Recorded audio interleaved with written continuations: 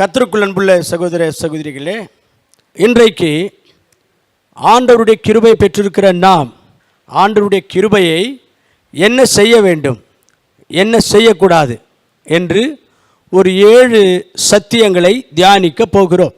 இன்றைக்கு கர்த்தருடைய கிருபை பெற்றிருக்கிற நாம் என்ன செய்யக்கூடாது என்று ஒரு 3 காரியங்களை தியானிக்க போகிறோம்.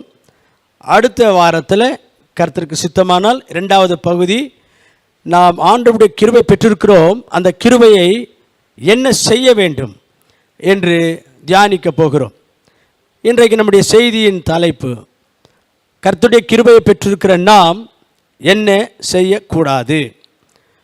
முதலாவதாக, கர்த்தருடைய கிருபையை பெற்றிருக்கிற நாம் அதை வீணாக்கி கொள்ளக்கூடாது, விருதாவாக்கி கொள்ளக்கூடாது. கொரிந்தியருக்கு எழுதின 2ஆம் நிருபம் 6ஆம் அதிகாரம் 1வது வசனம். தேவனுடைய கிருபையை நீங்கள் விருதாவாய் பெறாதபடிக்கு உடன் வேலையாட்கள் ஆகிய நாங்கள் உங்களுக்கு புத்தி சொல்லுகிறோம். தேவனுடைய கிருபையை பெற்றிருக்கிற நீங்கள் அந்த கிருபையை வீணாக்கி கொள்ளக்கூடாது என்று நாங்கள் உங்களுக்கு புத்தி சொல்லுகிறோம் என்று பவுலடியார் இங்கே சொல்லுகிறார். அருமையான கர்த்தப்பிள்ளைகளே, கர்த்தருடைய கிருபை ஆண்டவர் நமக்கு அருளி இருக்கிறார் என்று எபேசியருக்கு நிருபம் 4ஆம் அதிகாரத்தில் 7வது வசனத்தில் இருக்கிறது. ஆண்டவர் அவருடைய கிருபையை நமக்கு அருளி இருக்கிறார். கர்த்தரிடத்திலிருந்து கர்த்தருடைய கிருபை பெற்றிருக்கிற நாம் அதை வீணாக்கி கொள்ளக்கூடாது, விருதாவாக்கி கொள்ளக்கூடாது. வேதத்தில் ஒரு நபரை குறித்து உங்களுக்கு சொல்ல போகிறேன். அவர் ஆண்டவரிடத்திலிருந்து கிருபை பெற்றார், ஆனால் அந்த கிருபையை வீணாக்கி கொண்டு விருதாவாக்கி கொண்டு வாழ்க்கையில் வீணாய் போய்விட்டார். அவர் லோத்து என்பவர். லோத்து ஒரு நீதிமானாய் இருந்தார் என்று 2 பேதுரு 2ஆம் அதிகாரம் 7ஆம் வசனத்தில் வாசிக்கிறோம். இவர் சோதோம் கொமோரா என்கிற பட்டணத்தில் வாழ்ந்து கொண்டு இருந்தார். அந்த பட்டணத்தில் அவர் வாழ்ந்து கொண்டிருந்த காலங்களில் சோதோம் கொமோரா பட்டணத்தாருடைய பாவங்கள் மிகவும் கொடியவைகளாக இருந்தது. ஆண்டவர் அந்த பாவங்களை பார்த்து சகிக்க முடியவில்லை. ஆண்டவர் பொறுமை இழந்து விட்டார். அந்த பட்டணத்துக்கு நியாயம் தீர்க்க வேண்டும் என்று ஆண்டவர் தீர்மானம் பண்ணி அந்த பட்டணத்தின் மீது வானத்திலிருந்து அக்கினி வர்ஷிக்க பண்ணத்தக்கதாக கர்த்தர் செய்து அந்த பட்டணத்தை அழித்தார் என்று ஆதியாகமம் 19ஆம் அதிகாரத்தில் நம்ம வாசிக்கிறோம். அங்கே இருந்த அந்த லோத்து ஆண்டவருடைய கிருபை பெற்று அந்த பட்டணத்து மனிதர்களோடு கூட அவரும் அழிந்து போகாமல், எரிந்து போகாமல், சாம்பலாய் விடாமல் அவரை ஆண்டவர் வெளியிலே கிருபையாய் அவரை வழிநடத்தினார். அந்த பட்டணத்திலிருந்து ஆண்டவரால் வெளியிலே கொண்டு வரப்பட்ட பிறகு நான் கிருபை பெற்றேன் என்று சொல்லுகிறார். அவர் சொல்லுகிற அந்த வார்த்தையை வாசிக்கலாம் பாருங்க. ஆதியாகமம் 19ஆம் அதிகாரம் 19வது வசனம். உமது கண்களில் உமது அடியானுக்கு கிருபை கிடைத்ததே. உம்முடைய கண்களில் உம்முடைய அடியானுக்கு கிருபை கிடைத்ததே என்கிறார். ஆண்டவருடைய கிருபை லோத்துவுக்கு கிடைத்தது. அவர் கிருபையாய் அந்த சோதோம் கொமோரா பட்டணத்திலிருந்து காப்பாற்றப்பட்டார், ரட்சிக்கப்பட்டார். அவர் வெளியில் வந்த பிறகு அங்கே ஒரு மலையை காண்பித்து, நீ அந்த மலைக்கு ஓடிப்போ, உன் ஜீவனை தப்பும்படியாய் நீ அங்கே ஓடிப்போ என்று ஆண்டவரால் வழிநடத்தப்பட்டார். அந்த வசனத்தை வாசிக்கலாம் பாருங்க. ஆதியாகமம் 19ஆம் அதிகாரம் 17, 18, 19 வசனங்கள். அவர்களை வெளியே கொண்டு போய் விட்ட பின்பு அவர், உன் ஜீவன் தப்ப ஓடிப்போ, உன் ஜீவன் தப்பத்தக்கதாக நீ ஓடிப்போ, பின்னிட்டு பாராதே, இந்த சமபூமியில் எங்கும் நில்லாதே, நீ அழியாதபடிக்கு மலைக்கு ஓடிப்போ என்றார். அந்த மலைக்கு ஓடிப்போ என்றார். அதற்கு லோத்து, அப்படியல்ல ஆண்டவரே, உமது கண்களில் உமது அடியானுக்கு கிருபை கிடைத்ததே. உன்னுடைய கண்களில் எனக்கு கிருபை கிடைத்ததே. என் பிராணனை காக்க தேவரீர் எனக்கு செய்த கிருபையை பெரிதாக விளங்க பண்ணினீர். பெரிதாக விளங்க பண்ணினீர். மலைக்கு ஓடி போக அந்த மலைக்கு ஓடி போக என்னால் முடியாது. என்னால் முடியாது. தீங்கு என்னை தொடரும். தீங்கு என்னை தொடரும். நான் மரித்து போவேன். நான் மரித்து போவேன் என்று சொன்னார். அதோ அந்த ஊர் இருக்கிறதே, அந்த ஊர் இருக்கிறதே, நான் அதற்கு ஓடி போகத்தக்கதாய், நான் அந்த ஊருக்குள் ஓடி போகத்தக்கதாக, அது கிட்ட இருக்கிறது, அது ரொம்ப அருகாமையிலே கிட்ட இருக்கிறது, சின்னதுமா இருக்கிறது, சின்னதுமா இருக்கிறது, என் பிராணன் பிழைக்க, என் பிராணன் பிழைக்க நான் அங்கே ஓடி போகட்டும், நான் அங்கே ஓடி போகட்டும், நீர் அதற்கு அனுமதி கொடுக்க வேண்டும் என்று சொன்னார். இப்படியாக அனுமதி பெற்று லோத்து அந்த அருகாமையில் கிட்ட தெரிந்த ஒரு ஊருக்குள்ளே இருக்கும்படியாய் போனார். அங்கே போன பிறகு லோத்துவுக்கு இருந்த 2 பெண் பிள்ளைகள் லோத்துவுக்கு திராட்சரசத்தை கொடுத்து அவர் மிகவும் மயங்கிய நிலையில் இருந்த நேரத்தில் லோத்துவோடு கூட பாவம் செய்தார்கள். இப்படியாக லோத்துனுடைய குடும்பம் நாசமாய் போய்விட்டது. ஒரு நீதிமானாக இருந்தும் அவர் ஒரு பேட் எக்ஸாம்பிளாக வேதத்தில் நின்று விட்டார்.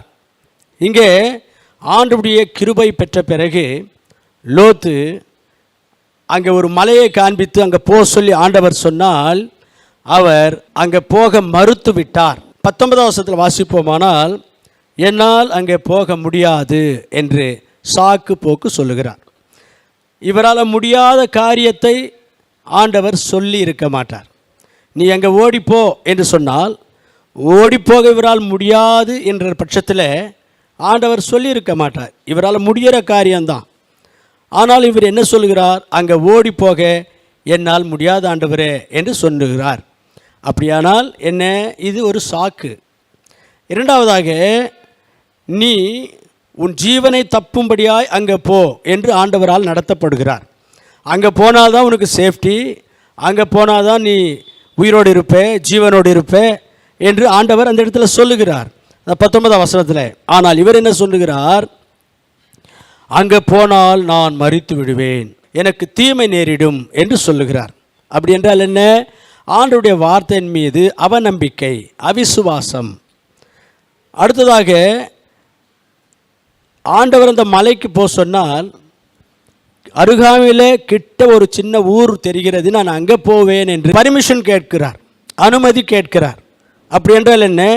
ஆண்டவர் சொன்ன இடத்துக்கு போகாமல் அவருடைய சுய விருப்பத்தின்படி, சுய சித்தத்தின்படி தான் ஒரு இடத்தை சூஸ் பண்ணி தெரிந்து கொண்டு அந்த இடத்துக்கு போக வேண்டும் என்று நினைக்கிறார்.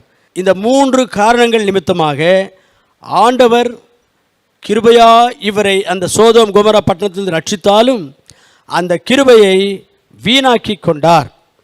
அந்த கிருபையில் அவர் இன்னும் வளர்ந்திருக்க வேண்டும், சொகித்திருக்க வேண்டும், செழித்திருக்க வேண்டும், ஆசீர்வாதமாக இருந்திருக்க வேண்டும். ஆனால் அந்த கிருபையை அவர் வீணாக்கி கொண்டார். அருமையான சகோதரனே, சகோதரியே, இன்றைக்கு ஆண்டவர் உங்களோடு பேசுகிறார். இந்த உலகத்துக்கு ஆண்டவர் நியாயம் தீர்க்க போகிறார். 2 பேதுரு 3ஆம் அதிகாரம் 7வது வசனம். இந்த உலகத்துக்கு ஒரு அழிவு இருக்கிறது.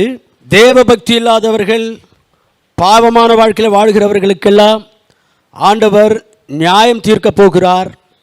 அந்த நாளுக்காக இந்த உலகம் ஆண்டவருடைய வார்த்தையினாலே காக்கப்பட்டிருக்கிறது என்று எழுதுகிறார். அதனாலே சகோதரனே, சகோதரியே, இந்த உலகம் அழியப் போகிறது. இந்த உலகத்திலே பாவ வாழ்க்கை வாழ்கிற அத்தனை பேர் மேலும் ஆண்டவருடைய கோபமும் ஆண்டவருடைய தண்டனையும் வரப்போகிறது. பாவத்தின் சம்பளம் நரகம் என்று வேதம் சொல்லுகிறது. நாம் இந்த உலக வாழ்க்கை முடிந்த பிறகு பரலோகத்துக்கு போக வேண்டும் அல்லது நரகத்துக்கு போக வேண்டும். தேவ பக்தி இல்லாதவர்களாக பாவ வாழ்க்கையில் வாழ்ந்து கொண்டிருந்தால் நரகத்துக்கு போக வேண்டியிருக்கும். அதனால் உன்னை கிருபையாய் ஆண்டவர் அழைக்கிறார்.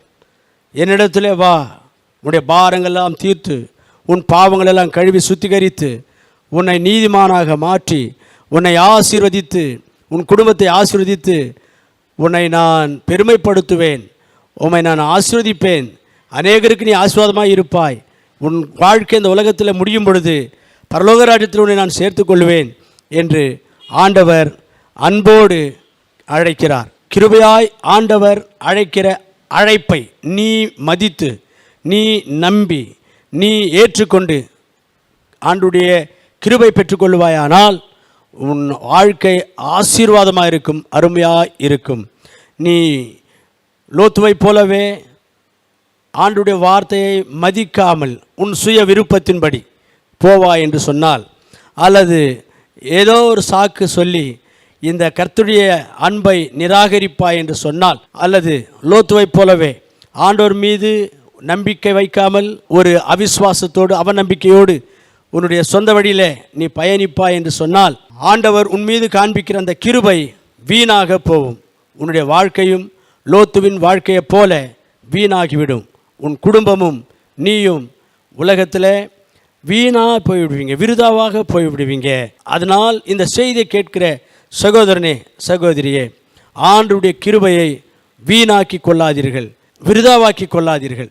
அந்த கிருபையை ஏற்றுக்கொண்டு ஆசீர்வாதமாய் இருக்கும்படி கர்த்தர் உனக்கு உதவி செய்வாராக. இரண்டாவதாக, ஆண்டவருடைய கிருபையை பெற்றிருக்கிற நாம் அந்த கிருபையை இழந்து விடக்கூடாது. எபிரேயருக்கு அது நிருபம் 12ஆம் அதிகாரம் 15வது வசனத்தை வாசிப்போமானால், எதனால் ஆண்டவருடைய கிருபையை நாம் இழந்து விடுகிறோம் என்பதை புரிந்து கொள்ள முடியும். வாசிக்க கேட்போம். ஒருவனும் தேவனுடைய கிருபையை இழந்து போகாதபடிக்கும், ஒருவனும் தேவனுடைய கிருபையை இழந்து போகாதபடிக்கு யாதொரு கசப்பான வேர் முளைத்தெழும்பி, யாதொரு கசப்பான வேர் முளைத்தெழும்பி கலக்கமுண்டாக்குகிறதினால் அநேகர் தீட்டுப்படாதபடிக்கும், அநேகர் தீட்டுப்படாதபடிக்கு.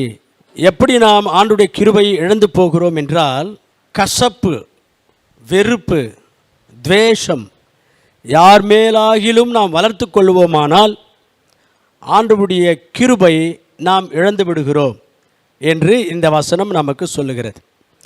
இன்றைக்கு கர்த்தருடைய பிள்ளைகளுக்கு, நிறைய பேருக்கு இந்த மாதிரி கசப்பு, வெறுப்பு, துவேஷங்கள் அவங்களுடைய உள்ளத்தில் வைத்து கொண்டு வாழ்ந்து கொண்டிருக்கிறார்கள். பவுலடியார் சபைகளுக்கு சொல்லும் பொழுது அதையெல்லாம், இந்த கோபம், மூர்க்கம், கசப்பு, துவேஷங்கள் எல்லாம் நம்முடைய இருதயத்திலிருந்து நாம் நீக்கிவிட வேண்டும் என்று சொல்லுகிறார்.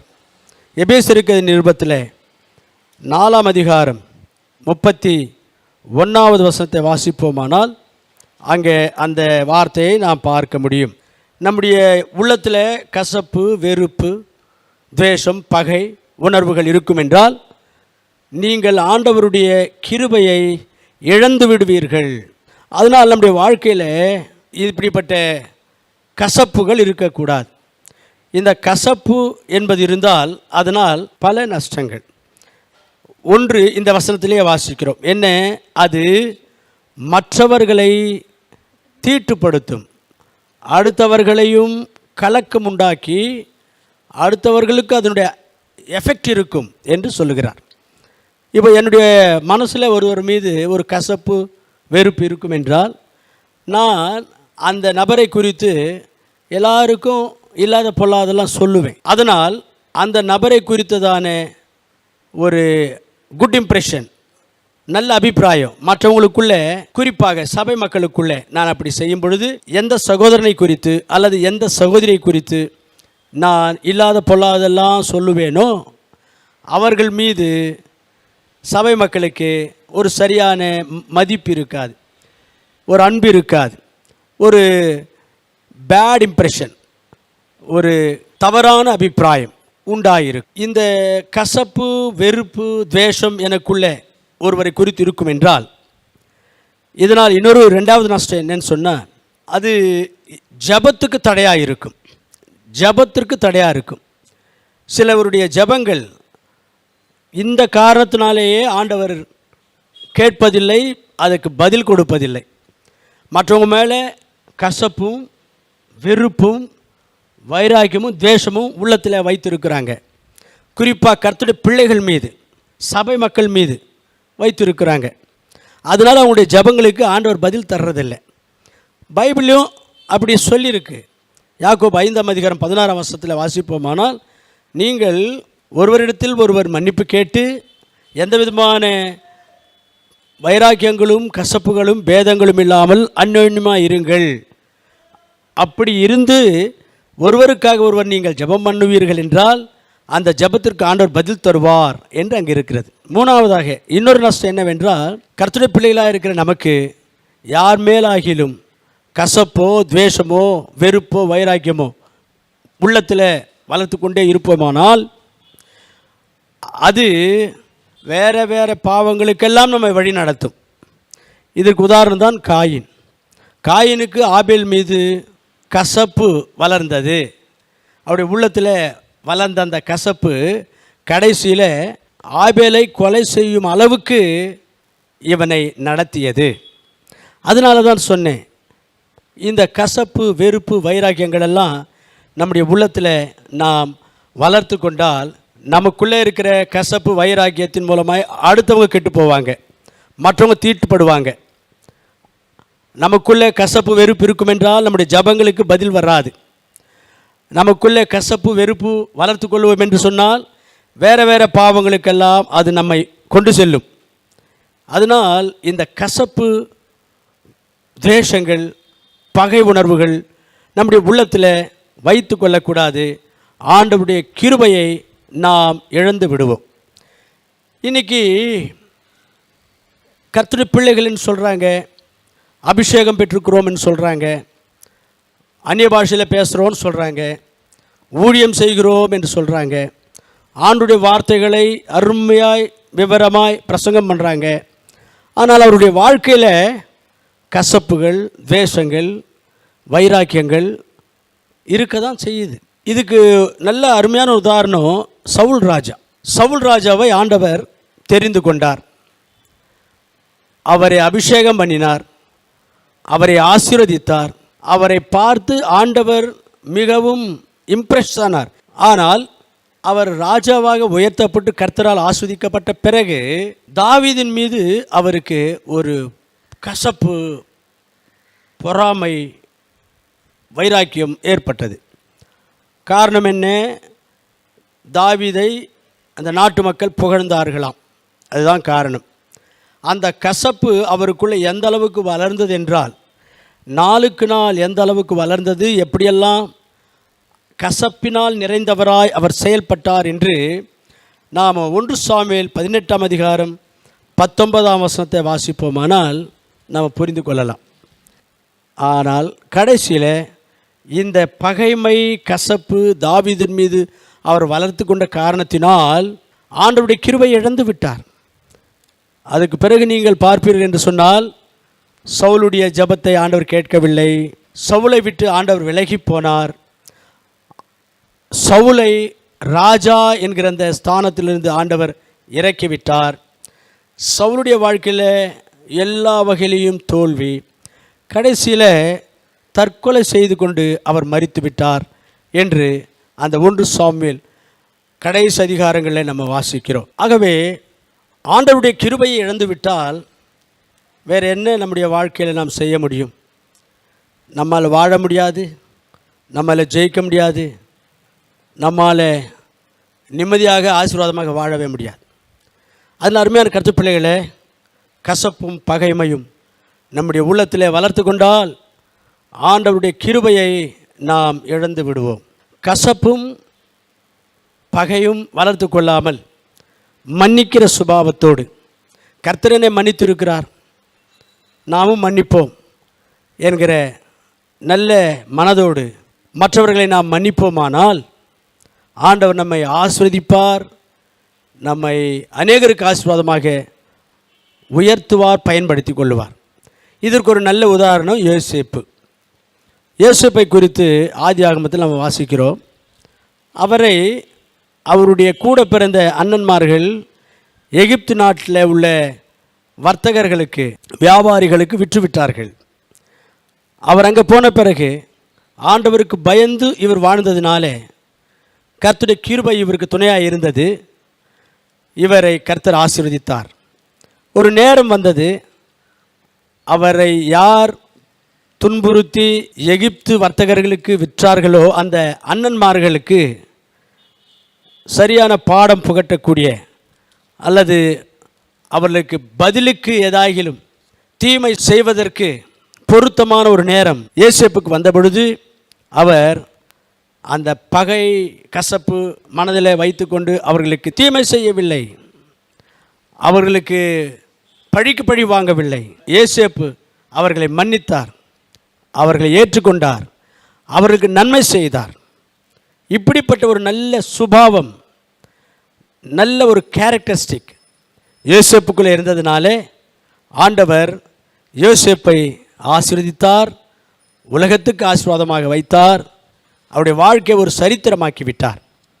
ஆகவே மன்னிக்கிற சுபாவம் தெய்வீக சுபாவம், பதிலுக்கு பதில் செய்கிற சுபாவம் சாத்தானுடைய சுபாவம்.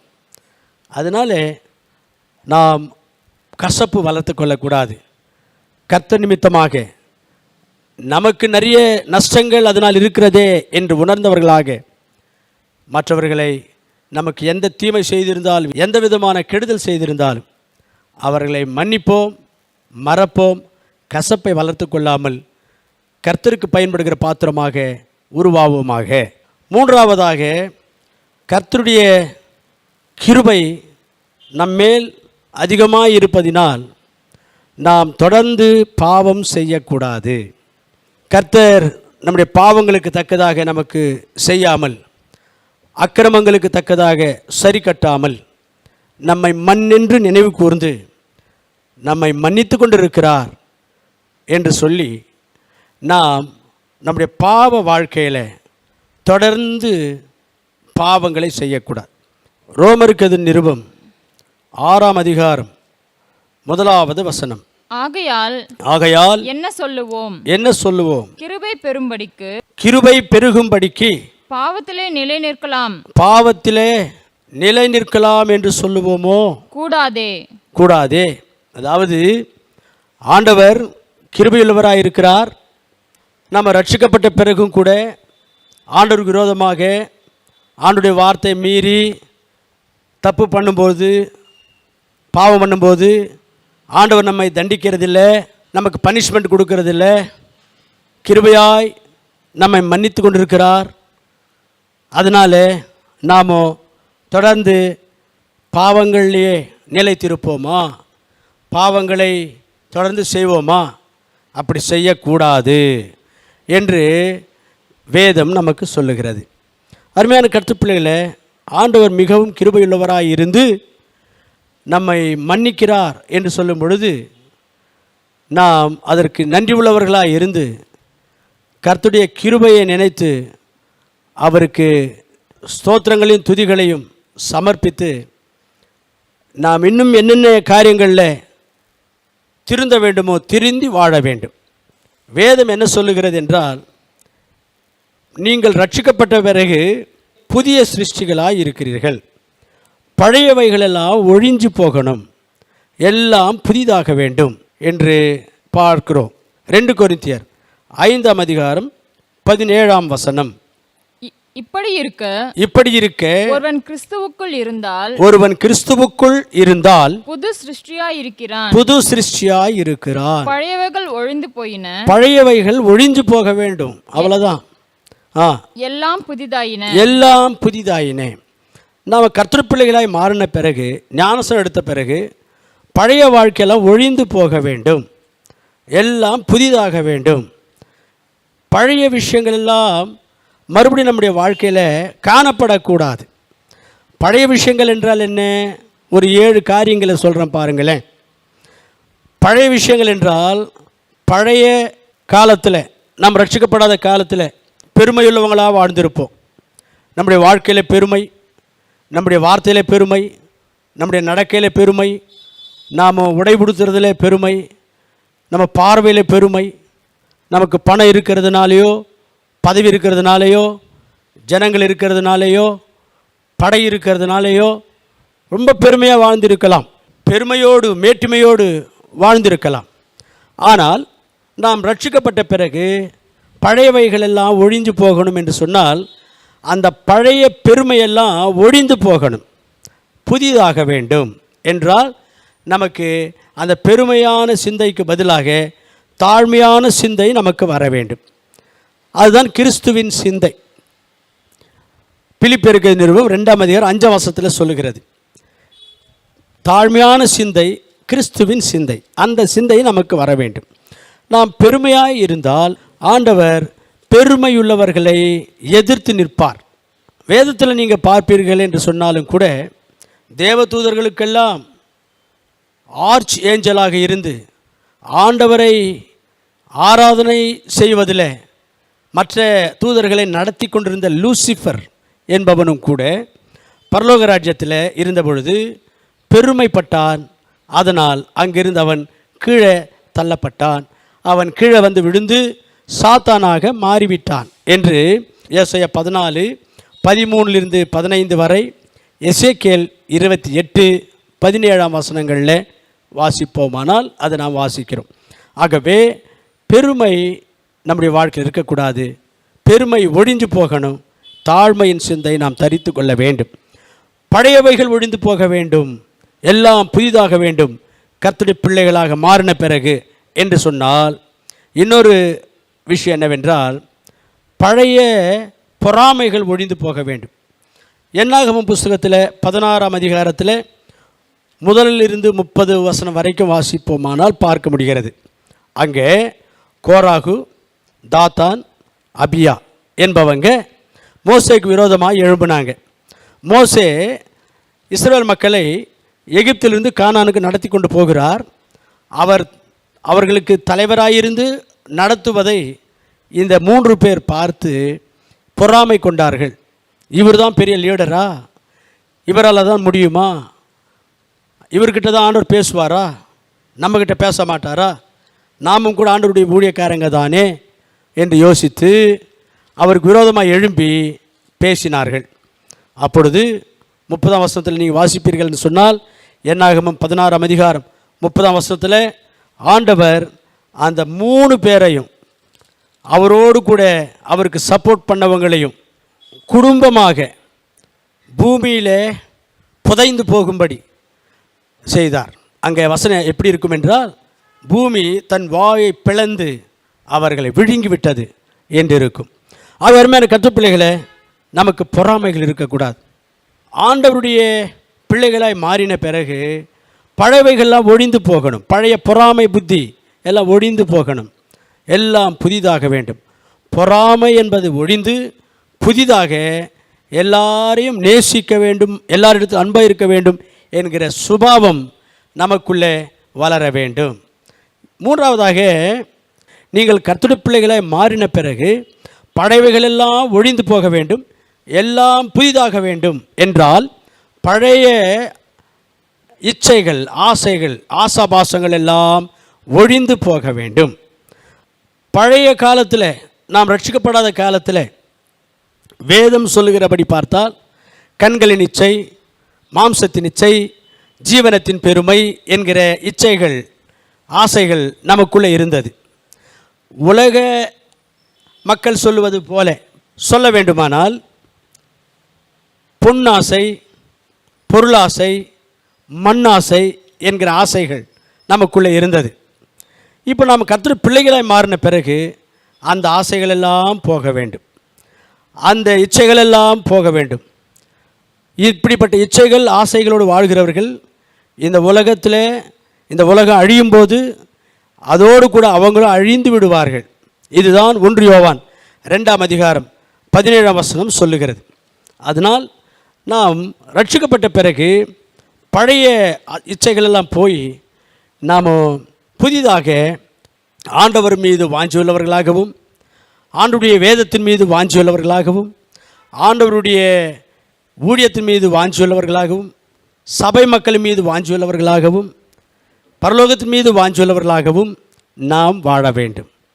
அருமையான கர்த்தருடைய பிள்ளைகளே, பழைய ஆசைகளெல்லாம் ஒழிந்து புதிய வாஞ்சைகள், ஆசைகள் நமக்குள்ளே வளர வேண்டும்.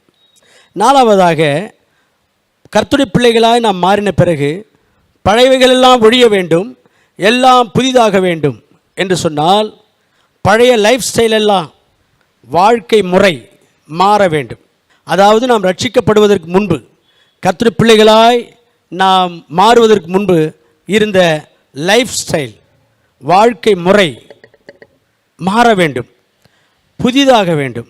அந்த காலத்தில் நாம் உலகத்தாரை போல ட்ரெஸ் உடுத்தி கொள்ள வேண்டும், உலகத்தாரை போல நம்முடைய நடை உடை பாவனைகள் லைஃப் ஸ்டைல் இருக்க வேண்டும் என்று மிகவும் நாகரிகமாக மாடர்னாக வாழ்ந்திருக்கலாம். அது ரட்சிக்கப்படாததற்கு முன்பு அப்படி நம்முடைய லைஃப் ஸ்டைல் இருந்துச்சு. ஆனால் இப்பொழுது நாம் கர்த்தருடைய பிள்ளைகளாய் மாறிவிட்டோம். கர்த்தருடைய பிள்ளைகளாய் மாறின பிறகு நம்முடைய நடை உடை பாவனை லைஃப் ஸ்டைல் நம்முடைய பழக்க வழக்கங்கள் எல்லாம் புதிதாக வேண்டும். நாம் பழையபடியே வாழ வேண்டும் என்று நினைப்பு சிந்தை நமக்கு இருக்கும் என்றால் அதை தான் ரோமர் 8ஆம் அதிகாரத்தில் சொல்லுகிறது மாம்ச சிந்தை என்று. மாம்ச சிந்தை என்றால் அதுதான். இப்படிப்பட்ட மாம்ச சிந்தையோடு நாம் வாழ்வோமானால் பழையபடியே பழைய காலத்தில் எப்படி இருந்தோமோ அதே லைஃப் ஸ்டைலோட ரட்சிக்கப்பட்ட பிறகும் கிறிஸ்டியன்ஸாக இருக்கிற நாம் வாழ்வோமானால் அருமையான கர்த்தருடைய பிள்ளைகளே, நம்முடைய பக்தி வாழ்க்கை விசுவாச வாழ்க்கை கடவுள் மீது நமக்கு இருக்கிற பற்று வைராக்கியம் எல்லாம் செத்துவிடும். வசனம் அதை தான் சொல்லுகிறது. ரோமருக்கு நிருபத்தில் நாம் அதை வாசிப்போமானால் 8ஆம் அதிகாரம் 13ஆம் வசனத்தில் மாம்சத்தின்படி பிழைத்தால் மாம்சத்தின்படி நாம் பிழைத்தால் சாவீர்கள். மாம்சத்தின்படி பிழைத்தால் மாம்ச சிந்தையோடு வாழ்ந்தோமானால் ஆவிக்குரிய வாழ்க்கையில் நாம் செத்தவர்களாக இருப்போம். பழையவைகள் ஒழிந்து போக வேண்டும். நீங்கள் கர்த்தருடைய பிள்ளைகளாய் மாறின பிறகு எல்லாம் புதிதாக வேண்டும் என்று சொன்னால் 5ஆவதாக இன்னொரு குறிப்பு என்னவென்றால் பழைய பேச்சுக்கள் எல்லாம் ஒழிந்து விட வேண்டும். நம்முடைய பேச்சு நம்முடைய வார்த்தைகள் ரட்சிக்கப்படுவதற்கு முன்பு எப்படி பேசினோமோ அதெல்லாம் மாறணும். பழைய காலத்தில் எப்படி பேசினோமோ அந்த பேச்சுக்கெல்லாம் ஒழிந்து நாம் பேசுகிற வார்த்தைகள் புதுசாக இருக்கணும் கேட்குறவங்களுக்கு. பழைய காலத்தில் நாம் மற்றவங்களை கேலி பண்ணுறவங்களாக இருந்திருக்கலாம், மற்றவங்களை கமெண்ட் அடிக்கிறவங்களாக இருந்திருக்கலாம், நிறைய பொய் பேசுகிறவங்களாக இருந்திருக்கலாம், மற்றவங்க மீது குறை சொல்லுகிறவர்களாக கோல் சொல்லுகிறவர்களாக இருந்திருக்கலாம். இப்படி நிறைய விஷயங்கள் நம்ம வாயிலிருந்து பேசியிருக்கலாம் வந்திருக்கலாம். ஆனால் பழையவைகள் ஒழிந்து கர்த்தர் பிள்ளைகளாக மாறின பிறகு எல்லாம் புதியவைகளாக வேண்டும் என்று சொன்னால் நம்முடைய வார்த்தைகளில் மாற்றம் காணப்பட வேண்டும். காரணம் என்னவென்றால் நம்முடைய ஒவ்வொரு வார்த்தைக்கும் ஆண்டவரிடத்தில் கணக்கு சொல்ல வேண்டும் என்று மத்தேயு சுவிசேஷம் 12ஆம் அதிகாரம் 36வது வசனத்தில் நாம் வாசிக்கிறோம். அதனால் நாம் ரட்சிக்கப்பட்ட பிறகு நம்முடைய வார்த்தைகள் பழையவைகள் ஒழிந்து புதிய வார்த்தைகள் நம்முடைய வாயிலிருந்து புறப்பட்டு வர வேண்டும். 6ஆவதாக நீங்கள் ரட்சிக்கப்பட்ட பிறகு பழையவைகள் ஒழிந்து விட வேண்டும், எல்லாம் புதிதாக வேண்டும் என்றால் சுயசித்தத்தின்படி வாழ்கிற அந்த வாழ்க்கை போக வேண்டும். ஆண்டவருடைய சித்தத்தின்படி வாழ்கிறவர்களாய் மாற வேண்டும். சுயசித்தத்தின்படி வாழ்ந்தது பழைய வாழ்க்கை. ஆனால் இப்பொழுது புதிதாக நாம் மாறி ஆண்டவருடைய சித்தத்தை மட்டுமே நம்முடைய வாழ்க்கையில் நிறைவேற்ற வேண்டும் என்கிற குறிக்கோளோடு வாழ வேண்டும்.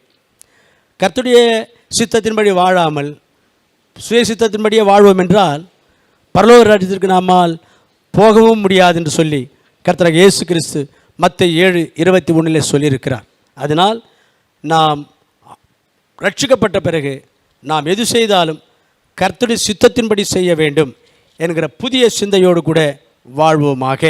கடைசியாக 7ஆவதாக நீங்கள் ரட்சிக்கப்பட்ட பிறகு பழையவைகளெல்லாம் ஒழிந்து போக வேண்டும், எல்லாம் புதிதாக வேண்டும் என்று சொன்னால் அதனுடைய அர்த்தம் என்னவென்றால் பழைய காலத்தில் உங்களுடைய சுயநலத்துக்காக தன்னலத்துக்காக வாழ்ந்து கொண்டிருந்த வாழ்க்கை ஒழிந்து ஆண்டவர் சொல்லுகிறபடி தன்னலமில்லாத எல்லாரையும் நேசிக்கிற ஒரு வாழ்க்கை புதிதாக உனக்குள் வர வேண்டும் என்று அர்த்தமாகும். பழைய காலத்தில் அப்படி தான் நாம் வாழ்ந்து கொண்டிருந்தோம்.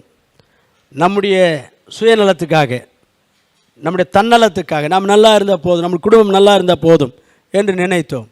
ஆனால் இன்றைக்கு கர்த்தர் பிள்ளைகளை மாறின பிறகு ஆண்டவர் என்ன சொல்லுகிறார்? உன் தேவனாகிய கர்த்தரை எல்லாரை விட அதிகமாக நேசிக்க வேண்டும், முழு இருதயத்தோடு நீ நேசிக்க வேண்டும் என்று மத்தேயு 22:37 சொல்லியிருக்கிறார். அது மட்டுமல்லாமல் உன்னை மட்டுமே நீ நேசித்து கொள்ளக்கூடாது, உன்னை போல பிறரையும் நேசிக்க வேண்டும் என்று மத்தேயு 22:39 சொல்லியிருக்கிறார். இன்னும் கூட பவுலடியார் சொல்லும் பொழுது எல்லாருக்காக ஜெபம் பண்ண வேண்டும், எல்லாருடைய நன்மைக்காகவும், எல்லாருடைய வாழ்க்கையில் எல்லா விதமான ஆசீர்வாதங்களும் ரட்சிப்பும் கர்த்தருடைய கிருபைகளையும் பெற்றுக்கொள்ள வேண்டும் என்று, உலகம் சேமமாக இருக்க வேண்டும் என்று, உலகத்தில் இருக்கிற அத்தனை மக்களுக்காக சுயநலம் இல்லாமல் நீ ஜெபம் பண்ண வேண்டும், உனக்காக மட்டுமே ஜெபம் பண்ணிக்கொள்ளக்கூடாது. இது பிரதானமாய் நான் சொல்லுகிறேன் என்று அப்போஸ்தலனாகிய பவுல் 1 தீமோத்தேயு 2 முதல் 3 வசனங்களிலே சொல்லுகிறார். இது ஆண்டவருக்கு பிரியமான விஷயம் என்று சொல்லுகிறார். அப்படியானால் ரட்சிக்கப்படுவதற்கு முன்பு நீ ஒரு சுயநலவாதியாக இருந்திருக்கலாம், தன்னலவாதியாக இருந்திருக்கலாம். நீ நல்லா இருந்தால் போதும், உன் குடும்பம் நல்லா இருந்தால் போதும், உன்னுடைய சுற்றுமுற்று உள்ளவர்கள் நல்லா இருந்தால் போதும் என்று அவர்களை நேசிக்கிறவர்களாய் நீ ஒரு வேளை இருந்திருக்கலாம். ஆனால் ரட்சிக்கப்பட்ட பிறகு அந்த சுபாவம் ஒழிந்து எல்லாரையும் நேசிக்க வேண்டும், ஆண்டவரை நேசிக்க வேண்டும், எல்லா உலக மக்களையும் நாம் அன்பாய் நடத்த வேண்டும் என்கிற புதிய சுபாவம் உனக்குள்ளே வர வேண்டும். பழையவைகள் ஒழிய வேண்டும், எல்லாம் புதிதாக வேண்டும் என்றால் இதுதான் அர்த்தம். அருமையான சகோதரனே, சகோதரியே, நீ ரட்சிக்கப்பட்டிருக்கிறாய். ரட்சிக்கப்பட்ட பிறகும் கூட கர்த்தருக்கு கீழ்ப்படியாமல் கர்த்தருடைய வார்த்தையை மீறி இவைகள் செய்யக்கூடாது என்று தெரிந்தும் பாவம் செய்கிறவர்களாய் இருந்தால், ஆண்டவருடைய வார்த்தையை மீறி நடக்கிறவர்களாய் நீங்கள் இருந்தால், ஆண்டவருடைய கிருபை நிறைவாய் உனக்கு இருக்கிறது என்பதற்காக கர்த்தருக்கு விரோதமான பாவங்களில் நீ தொடர்ந்து செய்யக்கூடாது, நீ தொடர்ந்து போகக்கூடாது, தொடர்ந்து வாழக்கூடாது. கர்த்தருக்கு அது வேதனை உண்டாக்கும், கர்த்தருடைய சபைக்கு அது அவமானத்தை கொண்டு வரும், உனக்கு தண்டனையை கொண்டு வரும் என்று ஒரு வசனம் வேதத்தில் இருக்கிறது. அந்த வசனத்தை வாசிக்க கேட்போம்.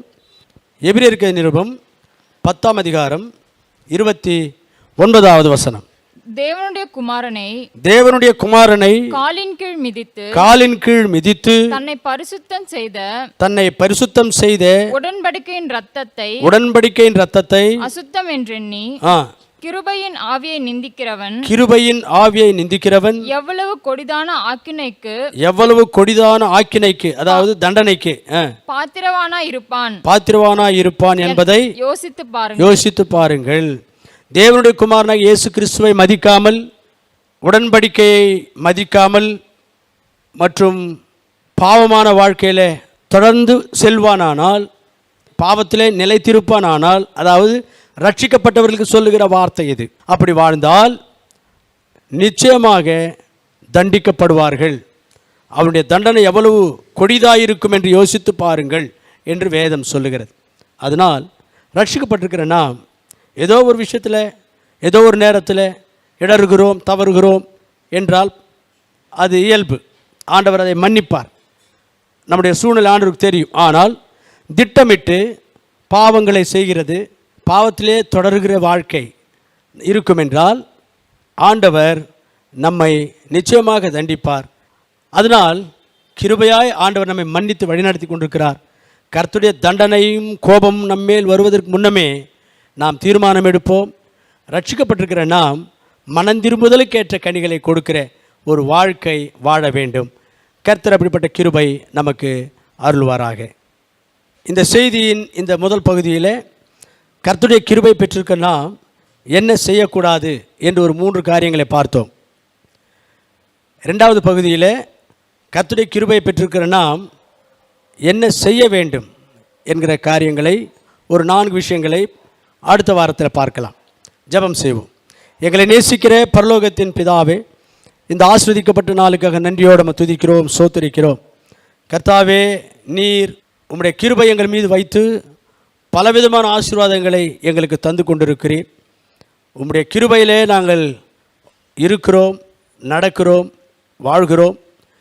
இந்த கிருபையை நாங்கள் வீணாக்கி கொள்ளக்கூடாது, இந்த கிருபையை நாங்கள் இழந்துவிடக்கூடாது. இந்த கிருபை எங்கள் மேல் அதிகமாக இருக்கிறபடியினால் பாவத்தில் தொடரக்கூடாது, பாவமான வாழ்க்கையில் நிலைத்து இருக்கக்கூடாது என்று எங்களோடு பேசினதற்காக நன்றி செலுத்துகிறோம். கர்த்தாவே, நாங்கள் இப்படிப்பட்ட சிந்தையுள்ளவர்களாக பயபக்தியோடு வாழ்ந்து கிருபையின் மேல் கிருபை பெற்றுக்கொள்ளத்தக்கதாக எங்களுக்கு அனுக்கிரகம் செய்வீராக. இயேசுவின் நாமத்தில் ஜெபிக்கிறோம் நல்ல பிதாவே, ஆமேன். பிதாவாகிய தேவனுடைய அன்பும் குமாரனாகிய இயேசு கிறிஸ்துவின் கிருபையும் பரிசுத்த ஆவியானுடைய அந்யோன்யம் நம்ம எல்லோருக்கும் துணையாக இருந்து காத்து ஆசீர்வதித்து வழி நடத்துவதாக. ஆமேன்.